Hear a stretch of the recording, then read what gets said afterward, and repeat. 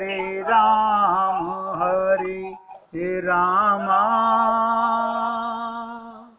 रामा रामा हरे हरे हरे कृष्ण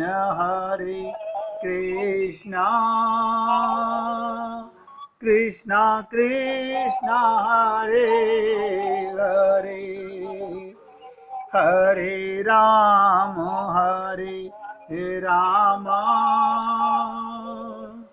राम राम हरे हरे हरे कृष्ण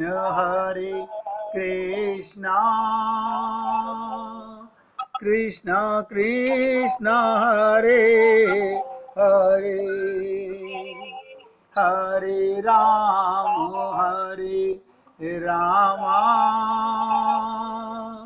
राम राम हरे हरे। हे पुण्यात्माओं, छोटी सी साधना आपको बताई, लेकिन मैं आपको फिर बोल रहा हूं, सुनने से नहीं, करने से। जब बचपन में थे, माँ बाप भी कहते थे खाना तब मिलेगा, पहले टेबल सुना मेरे को, टीचर भी खड़ा कर देता था। आजकल तो ना माँ बाप की हिम्मत बोलने की, आजकल के माँ बाप नहीं बोल सकते बच्चों को, डरते हैं, ऐसा समय आ गया। और टीचर की तो बेचारे की हिम्मत ही नहीं है बोलने की। आजकल तो वो छूटते हैं, रटने की क्या जरूरत है, याद करने की क्या जरूरत है, कैलकुलेटर है ना हमारे पास में। आप देखो, हम अपनी बुद्धि को प्रवीण नहीं बनाने लगे, हम यंत्रों पर डिपेंड होने लग गए। इसलिए कोई ये ना समझे कि मेरे बिना अभ्यास के मुझे आत्मज्ञान हो जाएगा। भगवान श्री कृष्ण गीता में कहते हैं, अभ्यासने कौनते, अभ्यास करना पड़ेगा, बार बार मन को हटा के यहां से वहां लगाना पड़ेगा। देखिए, एक मैं जीव, अब मेरे सामने दो चीज, एक माया और एक भगवान। एक माया का मार्ग है, संसार का मार्ग है, एक भगवान का मार्ग है। अब मुझे मन को संसार से हटाना पड़ेगा और भगवान में लगाना पड़ेगा।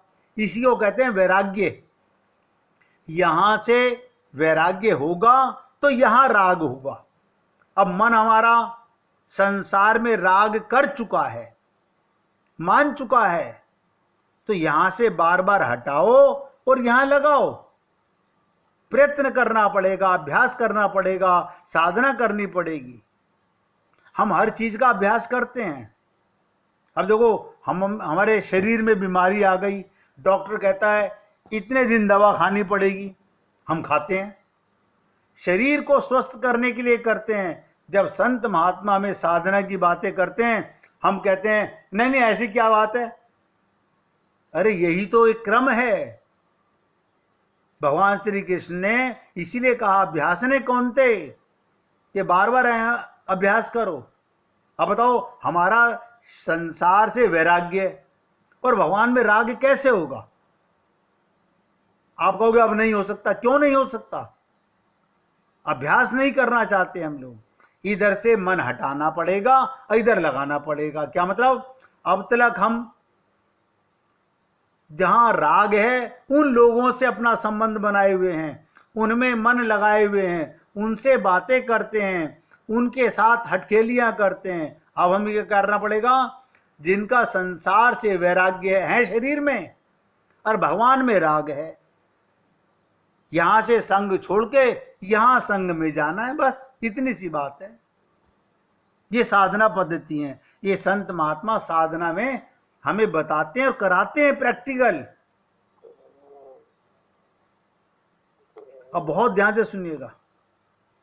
अहंकार को केंद्र बनाकर, एक एक शब्द पे ध्यान देना, अहंकार को केंद्र बनाकर समाज को स्वस्थ बनाने की पद्धति, ये धर्म की पद्धति है।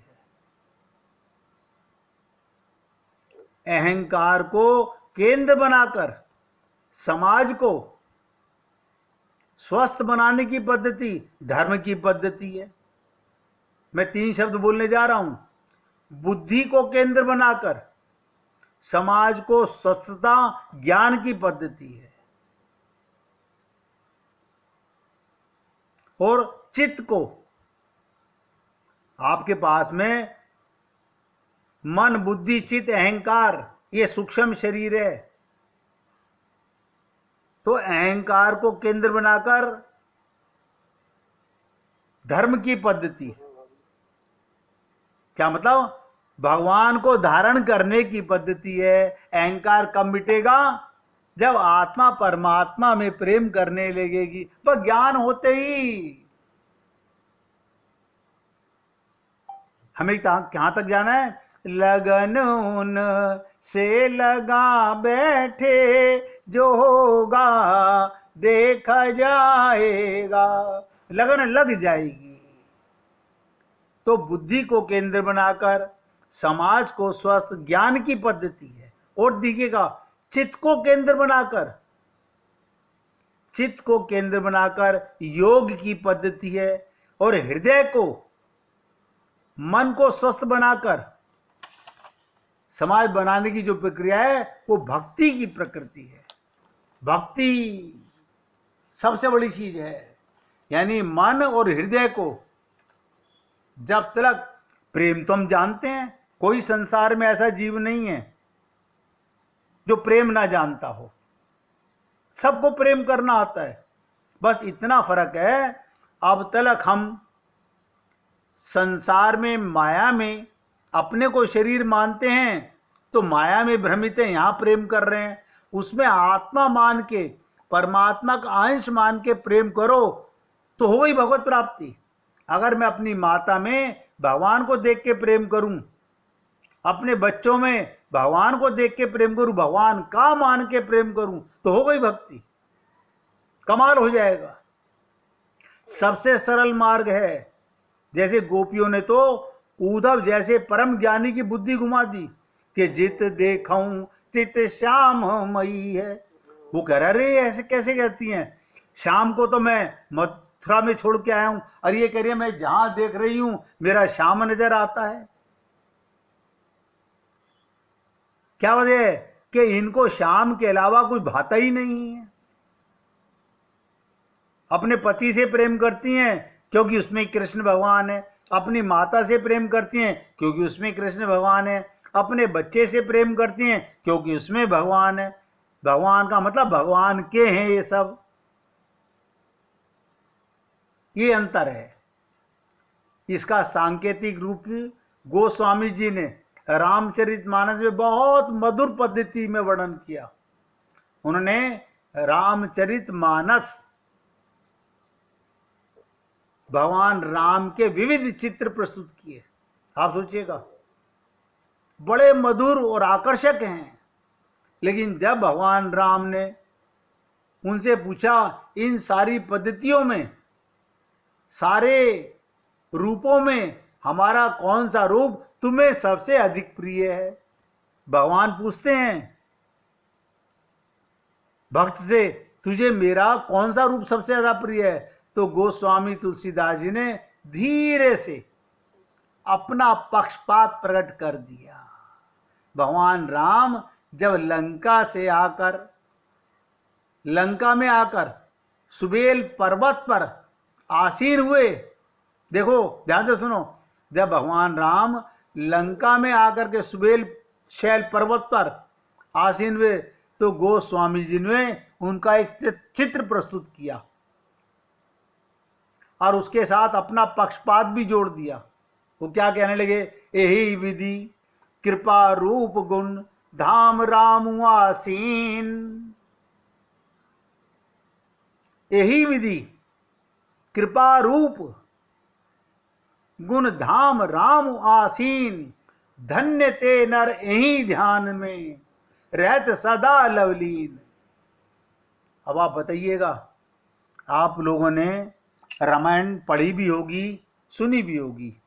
यहाँ पर कई भक्त लोग ऐसे हैं जो रामायण के अच्छे ज्ञाता भी होंगे। अब मैं आपसे पूछना चाहता हूं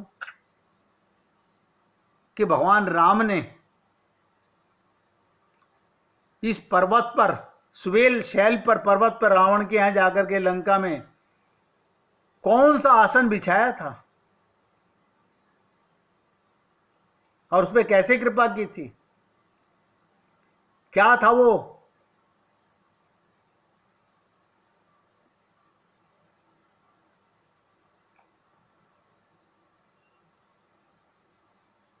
याद है किसी को? सुवेल पर्वत पर भगवान लक्ष्मण जी लेके साथ चले थे। वो क्या था? वो उस पर कैसे कृपा की? सोने का हिरण बन के कौन आया था भगवान के सामने?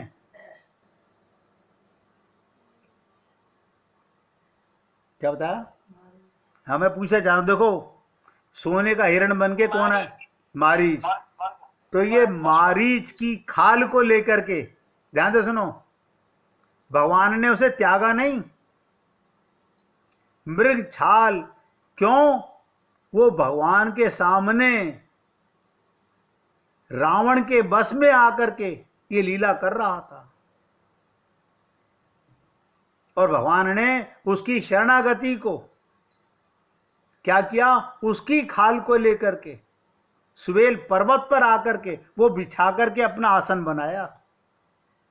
कहा ना, यही विधि कृपा रूप गुण, धाम राम आसीन, धन्य ते नर यही ध्यान ते, रहत सदा लवलीन। इसी प्रकार भगवान अपने भक्तों का ध्यान सदा करते रहते हैं। जिसे कहते हैं धन्य है वो लोग जो भगवान के इस ध्यान में डूबे रहते हैं कि देखो मेरे राम उस मृग छाल को बिछा करके अपना आसन बनाए में। गोस्वामी जी ने भगवान से पूछते हैं कि मिथिला की इतनी सुंदर मधुर झांकी। गोस्वामी जी से भगवान ने पूछा, तुम्हें मिथिला की मेरी मधुर झांकी, चित्रकूट का इतना सुंदर वेश, उनके साथ तुमने ये शब्द नहीं जोड़ा? इस लंका की झांकी में ऐसा कौन सा आकर्षण है? एक एक शब्द ध्यान दीजिएगा। हम हिंदी पढ़ते हैं, हिंदी जानते हैं, लेकिन भावार्थ नहीं आता। पूछा, इतने मेरे रूप तुमने देखे, मिथिला के अंदर मैं गया, वहां की मधुर झांकी देखी, चित्रकूट का इतना सुंदर वेश देखा, तुमने वहां इन शब्दों को नहीं जोड़ा। इस लंका की झांकी में ऐसा कौन सा आकर्षण है जो तुमने ऐसा कह दिया? तो तुलसीदास जी ने कहा, महाराज मेरे सामने एक ही समस्या है। क्या समस्या है? अगर अयोध्या की झांकी हृदय में लाना चाहें तो पहले हृदय को अयोध्या बनाना पड़ेगा। अगर हम अयोध्या की झांकी लाएं तो पहले हृदय को अयोध्या बनाओ। मिथिला की झांकी दूल्हे के रूप में आपको लाना पड़ेगा, तो पहले हृदय को मिथिला बनाना पड़ेगा। चित्रकूट की झांकी में लाना हो तो उसे चित्रकूट बनाना कठिन है, पर जब मैंने सुना आप लंका में भी आ सकते हैं, और हमारा सबका हृदय लंका ही तो है। रावण का क्या था? अहंकार था। हमारे हृदय में क्या है? अहंकार है। बड़ा सुंदर चित्रण खींचा। तुलसीदास जी ने कहा, आप लंका में आ सकते हैं तो हृदय की लंका बनाना नहीं, क्योंकि हमारा हृदय तो पहले से लंका बना हुआ है, अपना अपना भरा हुआ है हमने। तो कहते हैं वही तो बनी बनाई पड़ी है। इसलिए मैं सोचता हूं हमारे लिए ये झांकी अच्छी है, भगवान का ध्यान, कि भगवान गंदे से गंदे मन में, हृदय में भगवान का ध्यान करो। शैल पर्वत पर भगवान लंका में मारीच की खाल को बिठाकर और उस पर बैठे हुए हैं, आसीन हैं। क्यों? लंका तो हमारा हृदय पहले से बना हुआ है, हम में अहंकार है, हम सब में। मैं आप सब पुण्य आत्मा से निवेदन कर रहा हूं, जब तक हमें आत्मज्ञान नहीं, हमारा मन भगवान से प्रेम नहीं कर रहा, तो हमारा हृदय लंका ही तो है। बहुत सुंदर चित्रण खींचा, क्योंकि लंका तो बनी बनाई है। इसलिए मैं सोचता हूं हमारे लिए यही झांकी सबसे अच्छी है। और मैं आप सब पुण्य आत्माओं से बार बार निवेदन करता हूं, कहीं पर भी किसी को कोई बात समझने में कष्ट हो रहा हो तो आप तुरंत पूछिए, क्योंकि नहीं पूछेंगे तो मैं समझता हूं आप सब समझ गए हैं। तो कहते हैं अयोध्या में ध्यान करूं आपका तो पहले हृदय को अयोध्या बनाऊं, मिथिला में ध्यान करूं आपका दूल्हे रूप में तो पहले हृदय को तो मिथिला बनाऊं। लेकिन लंका तो बना बनाया हमारा हृदय, क्योंकि इसमें अहंकार है, अज्ञानी अज्ञान भरा हुआ हमारे हृदय में। तो ये आपका जो स्वरूप है कि शैल पर्वत पर आप जो आसन बिछा करके बैठे हुए हैं वो सबसे ज्यादा मार्मिक है। तो यहां संकेत सूत्र ये है, अयोध्या में तो भगवान दशरथ के आग्रह पर आए हैं। ध्यान दीजिएगा, अयोध्या में भगवान किसके आग्रह पर आए हैं? दशरथ जी ने पुत्र की कामना की तो आए। मिथिला में जनक जी के आग्रह पर आए। चित्रकूट में ऋषि मुनि वाल्मीकि के आग्रह पर निवास करते हैं। दो तीनों चीज आपको सुनने में मिलेंगी। अयोध्या में भगवान राम दशरथ के इच्छा पर आए, मिथिला में जनक जी के आग्रह पर आए, चित्रकूट में ऋषि मुनि संत महात्माओं के आग्रह पर आए। एक भक्ति योगी, एक ज्ञान योगी और एक कर्म योगी के आग्रह पर, इन तीनों स्थानों पर भगवान तीन योगियों की प्रार्थना पर आए हैं। परंतु गोस्वामी जी ने कहा मैं सोचता हूं लंका की भूमि। अब बहुत ध्यान से सुनिए, हम सबके हृदय में ये अहंकार, क्या कहा? लंका की भूमि हमारे लिए सुगम है, क्योंकि आप वहां बिना बुलाए चले आते हैं, बिना बुलाए चले आते हैं।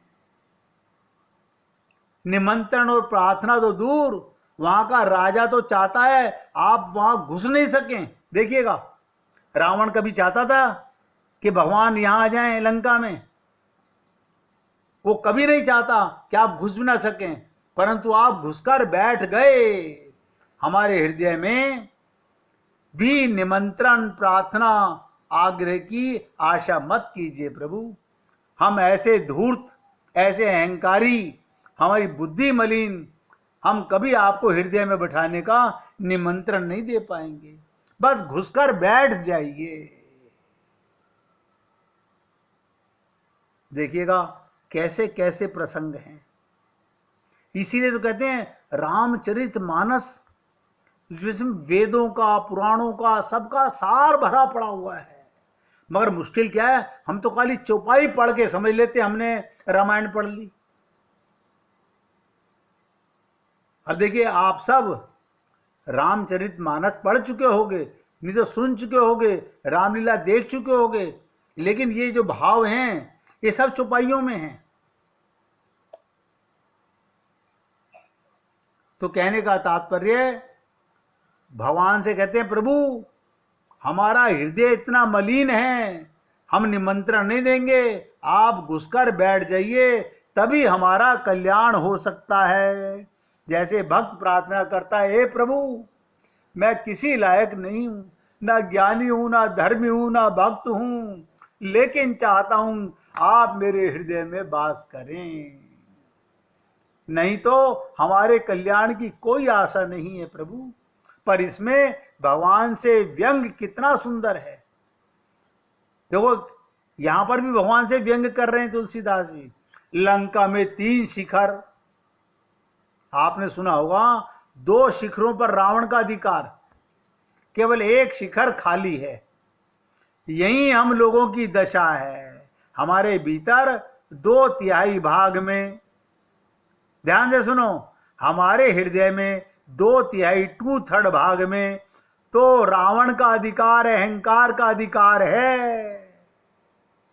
एक कोई कोना प्रभु हृदय में हमारे मिल जाए, उस सुबेल पर्वत, खाली पर्वत पर भगवान कृपा कर आए और बैठ जाएं, तभी हमारा कल्याण होगा। हे पुण्य आत्माओं, ये सब चीजें जानने का मतलब हमें अपने आप में स्वस्थ होने के लिए चर्चा है।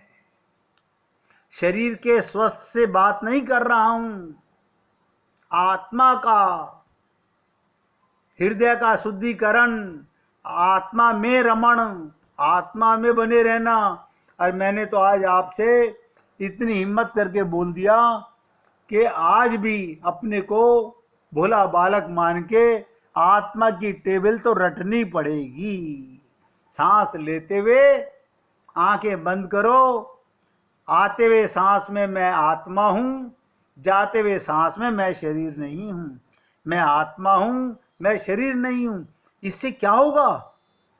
जैसे आपको कब बचपन में 2 की टेबल रटी थी आज याद है, ऐसे आपको अभ्यास बन जाएगा कि मैं आत्मा हूं, शरीर नहीं हूं, मैं आत्मा हूं, शरीर नहीं हूं। और अभ्यास बनने के बाद में आत्मा का संबंध परमात्मा से होने लगेगा। 1 मिनट कीर्तन करने के बाद आगे बढ़ेंगे। श्री राम जय राम।